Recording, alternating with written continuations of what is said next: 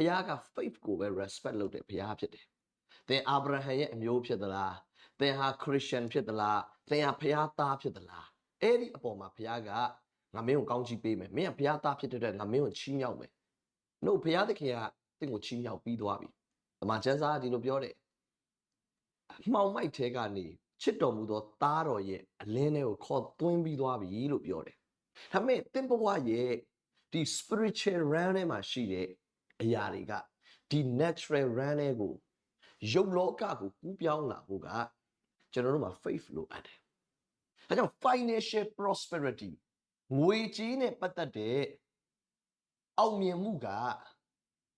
ဖျားသားသမီးတွေနဲ့မဆိုင်တာမဟုတ်ဖျားသားသမီးတွေရဲ့ဟာဖြစ်တယ်။အဲ့အတွက်ကျွန်တော်တို့မှာဘာလို့လဲဆိုတော့အဲ့ဒီငွေကြေးကိုကျွန်တော်တို့ကစုပ်ကင်ပြီးဖို့အတွက်ကြွယ်ဝခြင်းကိုစုပ်ကင်ပြီးဖို့အတွက်လိုတာသင်ဖျားသားဖြစ်တိုင်းစုပ်ကင်ပြီးတာမဟုတ်ဘူး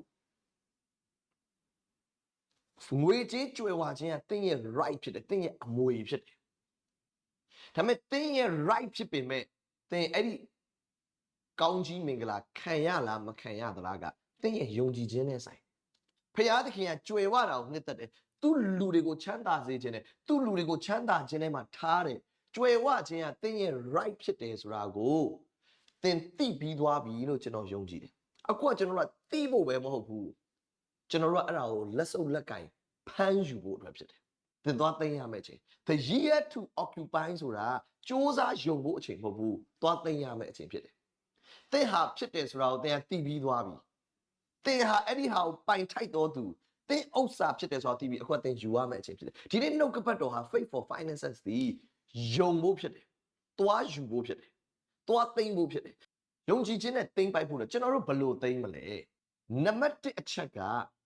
prophecy ဖြစ်တယ်ဖျားသခင်ရဲ့နှုတ်ကပတ်တော်ဖြစ်တယ် prophecy ဖျားကဣသရေလလူတွေကိုဘာအားဖြင့်အေဂုတုကကယ်နှုတ်လဲဆို prophet အားဖြင့်ဖျားသခင်ရဲ့ prophet ကသင်ကိုဒီကာလကဘာကာလဖြစ်တယ်လို့ပြောတာ ਨੇ သင်ဟာအဲ့ prophecy ထဲမှာသင်ဟာအဲ့ prophecy ရဲ့လေတုကို create လုပ်ဖို့ဖြစ်တယ်ဖျားသခင်က prophecy နဲ့စတယ်ဖျားဖြစ်season တွေအားလုံးက prophecy နဲ့ချိန်တယ်2026က season ပြောင်းစီတာမဟုတ်ဘူး2029 season ပြောင်းစီတာမဟုတ်ဘူး prophecy က season ပြောင်းစီတာသင်ရဲ့ life မှာ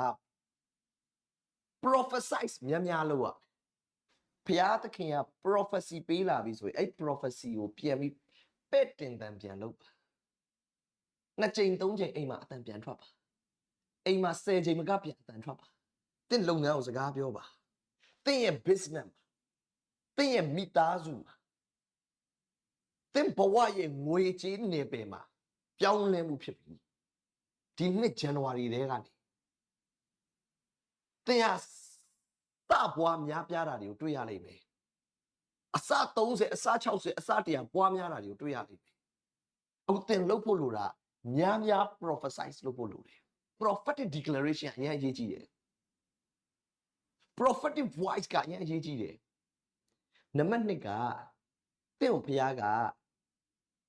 financial level ကိုသိမ်းခိုင်းတဲ့အခါသင်နံပါတ်2သင်ဟာကျိန်ဆဲတဲ့စကားကိုရှောက်ပါမယ်ကျိန်ဆဲတဲ့ဘာသာစကားအချို့လူတွေရဲ့ဘဝက no economy ဘာဖြစ်လို့လဲဘုရားငါ့ကိုစီးပွားရေးမှာမခေါ်ဘူးသင် no economy ဖြစ်သွားရင်အဲ့ဒါနဲ့ငွေကြေးအကြောင်းတွေဒါပြောတာပဲအဲ့နဲ့ no economy ဖြစ်ငွေရအဓိကမဟုတ်ဘူးအဲ့ဒါနဲ့ no economy ဖြစ်ပါဘာကြောင့် no economy ဖြစ်လဲဆိုတော့သင်က cash လုပ်လို့ကြောင့်ခါနန်ပြည်ကိုကြည့်ပြီး cash မလုပ်နဲ့ခါနန်ပြည်မကောင်းငါတို့ရှုံးလိမ့်မယ်ခါနန်ပြည်သွားရင်ငါတို့သေလိမ့်ငါတို့ကသူတို့ရှိမှနှံကောင်လောက်ပဲရှိတာငါတို့တိုက်ရင်မနိုင်ဒီမြေမှာသင်နေတာ blessing ဖြစ်မယ်သင်တိုးပွားမယ်သင်မလေးရှားမှာနေမလေးရှားမှာသင်တိုးပွားမယ်သင်အမေရိကမှာနေအမေရိကမှာသင်တိုးပွားမယ်ယူရိုပမှာနေသင်ယူရိုပမှာတိုးပွားမယ်ဩစတြေးလျမှာနေသင်ဩစတြေးလျမှာတိုးပွားမယ်သင် cash မလုပ်နဲ့ဖျားသခင်ပေးခြင်းတဲ့ blessing ကို cash မလုပ်ဖျားသခင်ပေးခြင်းတဲ့ဖျားပေးခြင်းတဲ့ prosperity ကို cash မလုပ်နဲ့ဒါကြောင့်မချိန်သေးပါနဲ့ negative မပြောပါနဲ့သင်နှုတ်ကို view ဆိုင်ပါနံပါတ်3 prosperity ကိုဝင်သိမ်းဖို့အတွက်သင်လိုနေတာ believe his prophets ရာဇဝင်ကျမ်း20 ဒုတိယဆောင်အောက်ဆုံးအကြောင်းမှာဖတ်ပြ prophet တော်တို့ကိုယုံကြည်တော့တို့ပြုနေအောင်မြင်လိမ့်မယ် prophecy ကိုယုံတာနဲ့ prophet ကိုယုံတာမတူ prophecy ဟာ prophet ကစေလွတ်တဲ့ prophetic voice ဖြစ်တယ် prophet ရဲ့ leadership အောက်မှာ Israel တွေက Egypt ကထွက်လာကြ prophet ရဲ့ leadership အောက်မှာသူတို့ကခါနန်ပြည်ကိုသွားကြတယ်ဖျားကလူတိုင်းဘဝမှာသူ့လူတွေအမြဲစေလွတ်တယ် Israel ကိုကယ်ကျင်တဲ့အခါမှာမောရှေကိုစေလွတ်ပေးတယ်ခါနန်ပြည်ကိုတိမ့်ဖို့အတွက်ယောရှုကိုစေလွတ်ပေးတယ်ဖျားသူ့လူတွေကိုစေလွတ်တယ်သင်ဘဝမှာ mentor မရှိဘူး spiritual father မရှိဘူးသင်ဘဝရဲ့ prophet မရှိဘူးသင်ဒီကာလရွေးနှုတ်ဖို့အတွက်ဖျားလူမရှိ